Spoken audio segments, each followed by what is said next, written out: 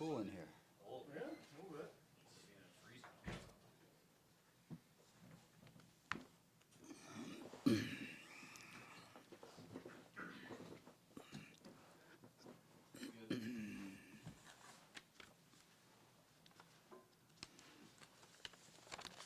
All right.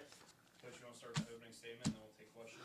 Okay, yeah, we're excited about the season getting started. Looking forward to it. I know the players are anxious to play the first game and to get into our season. So, be glad to answer any questions you may have. How do you feel about the running back room? Do you feel pretty secure? Or do you still think that depth chart is going to kind of toggle as we move through the first few weeks? I think Coach Albin's plans are to play a lot of those guys and to just see how it all plays out. Very little game experience in the room. Julian, having him being able to come back and hopefully be healthy and stay healthy will be a key. One of the fastest players, if not the fastest players on our team, has the chance to be a breakaway threat kind of a runner. He's gained weight. He's gotten stronger. But then you can go through and there's a couple guys, Javari, Jake, that as walk-ons played well, although they both had some injuries that took them out of some time leading up to this. We have a couple young guys coming in. So there's a list of guys there that we've got to get to where they're proven players for us, and getting that figured out and getting enough time to them to be able to show what they're all about, and all of them will be used in some fashion or another. And obviously they're talented guys, so special teams will come into play for some of those guys also. The situation with running backs, how similar is that to other areas on your squad in the non-conference portion of your schedule? Are there wide receivers? Are there backup defensive linemen? Are there secondary guys who you want to see these first 4 games and get looks at them on tape as well? Yeah, you could go really across the board there in terms of positions, and there's young guys that we want to see what they're all about. Some of them have been in the system, have yet to be able to get playing time to where they've proven themselves. We've got to find out a little more about those guys. We had a very good freshman class. We're going to have to find out a little bit more about those guys. Some of those guys will end up playing for us the whole year. So there's a lot of look and see that'll be going on through certainly the non-conference schedule to try to make sure that we're developing depth at a lot of positions. We've talked about that before in the offensive and defensive line. That'll be critical, especially the interior defensive line. We're very sound at defensive end, linebacker, corners, safeties should be strong positions for us. But even there's some young guys that maybe be able to help some. And so we're still in a process of evaluating as we go into the start of the season. You've never lost to an FCS school. Do you think that's an attitude from your coaching staff that every game's important? Is there a secret to that success, or is it just kind of happened? Well, you got to have very good football teams to pull that off, and yeah, some of it is our approach. We understand that a lot of those teams have great athletes, and they've proven that throughout the course of some seasons where some major upsets have occurred. Our whole philosophy was generally based on taking them one game at a time, but there's also a bigger picture to be seen, and so we're trying to do both. take it one game at a time and still see the big picture. You mentioned the approach in last week at practice. We saw a lot more, less fundamentals and more kind of game prep. How do you feel like having almost an extra week of preparation helps you into Saturday?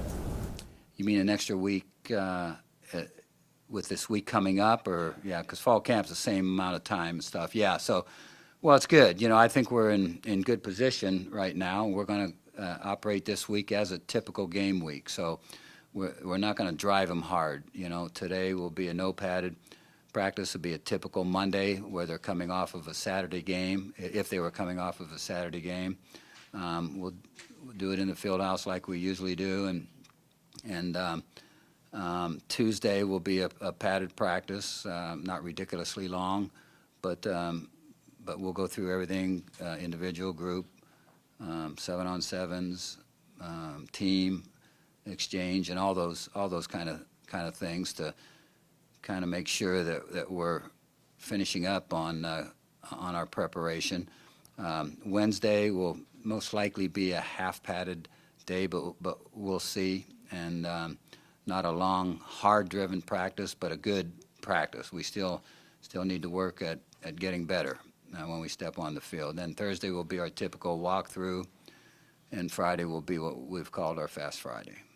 So this will be the routine that the players will go through for the rest of the year, except when we get to some MAC conference games that are in the middle of the week. Your official depth chart lists the or beside Curtis Rourke and Joe Mitchell. If Nathan Rourke sprains an ankle on the first play of the game, who's going in next on Saturday? Yeah, well, we're still practicing, and so we're still evaluating, and it may take into the season a little bit to really establish the number two guy. Both of them, I think, have great potential in that regard. Joe has a little bit of an advantage in that, you know, he's been here a while longer, you know, so he has basically a year under his belt. Nathan came in at the middle of the school year and did get a spring ball with us. As did I say Nathan? Curtis. I meant Curtis. Curtis had a really good fall camp, and you know, he's got an excellent arm, very, very good passer, can make the crucial throws, the key throws. Joe really has shown excellent passing ability, and so they're two guys that have ability that are fighting for the position right now. You had a scare last year against Howard. Did you learn anything from that game? Was there a specific reason that game wasn't decided until late that you hope can apply or change with another FCS opener this year? Yeah, you know, we've looked at that hard. Number one, I thought Howard was a good football team, and I thought they played exceptionally hard against us, and they played hard for 4 quarters. You know, were we in great shape for the game? Did we work them too hard leading up to the game? Those are all questions that you ask yourself, and you try to figure out, because you know, we did not have a great start to the season. If you look at our other non-conference games, you know, we had a tendency to let some explosive plays happen quickly against us. Wasn't rolling offensively as much as we have been. Didn't necessarily dominate on the special teams part of it. So those are all areas that we can be playing at a very, very high level right now. And so we tried to make sure that number one, we worked them hard early, but then have backed off on them so that, you know, they can be as fresh as they can be going into this game, and hope that the start will be a little bit better. But we did study that, and I don't know that there's any one simple formula for making it work better, but we're trying some things. Could you talk about your non-conference schedule in general? And I know you guys didn't plan it this way, but you've got a power team and you've got two, league contender types in Marshall and Louisiana. I suppose you want all games you can win, but talk about the strength of that non-conference schedule as a whole and what you hope to get out of these next 4 weeks. Yeah, I think it's a very strong schedule. Rhode Island, I think they're on the move. They had a winning record this past year, which is something that they've not had with any kind of consistency for quite some time, and they're I think they've got a really good head coach. Coach Fleming is, I think, excellent. He's done a great job there, and he's got a good staff put together apparently, and so you can see the progress in their program. So even getting back to some of the earlier questions about preparation for them, and there's a lot of reasons not to take them lightly. They got a punt returner that returned two and kick returner that returned 2 kicks for touchdowns last year, and he led the nation last year in combined special teams yards. It was over 1,000, and so goodness gracious, anytime you lead the nation in anything, look out.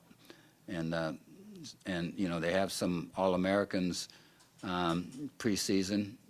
They've got certainly all conference players on both sides of the ball. So you've got to be ready to go against these guys. And then you get into the next 3, and they're all teams that played in bowl games last season, and so it's a difficult schedule in that regard. It'll really tell us early on where we're at, and whether or not we're off to a good start, or whether or not we've got to get some things changed around. But I know one thing is we can't play early like we did in some games last year, and get behind like we did, and then all of a sudden come back and have chances to get back in the game or win the game. That doesn't work all that often, and so we need to get off to better starts in our earlier games, and that's not going to be easy because of the competition. Coach, your 21st season as a head coach, is there any part of the job you're kind of getting tired of? I don't know what it would be. There's nothing that just jumps out at me. So all this media stuff that you've done today. Yeah, that was a trick question. No, I enjoy the media, to a certain degree, obviously. Yeah, I'm glad we have some people that are interested in covering us, and that's all part of the game, and it's great for our players. And so I can't think of a thing that I don't enjoy in this business. Yeah. Anything else? Frank, have you ruled anyone out for Saturday for injuries or other reasons? Not yet. As we get into it a little later in the week, there's some question marks. We had two minor surgeries. I guess if a surgery is minor, I don't. We had 2 surgeries that shouldn't take a long time to heal. Whether those guys can play with cast, whether or not, that still remains, I guess, to be seen. Yeah, a little bit. And other than that, what we're trying to heal up from is just soft tissue stuff, pulled groins, pulled hamstrings, and some ankle injuries that we're trying to recover from. So in some ways, I think we were fortunate not to have the major stuff that puts you out for the year, but we've had our fair share of the other kind of injuries that hamper you as you go through fall camp a little bit. Nathan Rourke he's been so good, but his, one year he wasn't the starter. Last year he was a starter, didn't play after 3 series. Is there thought to letting him really go after in this opener this time around to kind of get him off on the right foot? Because you want a better start as a team. He's had slow starts to the seasons in the season opener last couple of years. Can maybe you get both those going at the same time? Yeah. Well, I think last year in that first game, we substituted for him to just kind of get him to the sideline and let him settle down. He's a bright guy, but the thing about him is, he wants to win. He wants to play perfect football, and there's nobody around that does that. But he's played a lot of games that were close to that for us, and but he's always pushing himself, and I think I think he'll get off to a great start. I don't foresee anything different, and in doing that, I think that will be able to lead him maybe to a special season. He's a special player, special leader for us, intelligent young man, so he represents us really, really very well. In fact, I think the three quarterbacks combined for a GPA of 3.85, if I'm not mistaken, and which is really something special, and it's really kind of what you want out of your quarterbacks. You've got a lot of young guys playing offense this year in bigger roles for the first time. Have you mentally prepared yourself for some of the mistakes that typically accompany redshirt freshmen playing starters reps? No, I'm not prepared for that. I'm wanting them to play really good football. We'll expect that out of them. Now, will some mistakes be made? It's gonna happen. But we haven't built our program by just putting pressure on a player. If you make a mistake, you're out of there or you're done. That's not the way it works with us. And I think these players that you're talking about are going to be surrounded by a lot of good players. And so I think we'll be able to help them in that regard. And if they get off to a bad start, have a bad play, I think we can overcome that. Just a quick comment on what you thought of Ron Collins and the job he's done this camp. Yeah, I think he's done a great job. We haven't played any games, but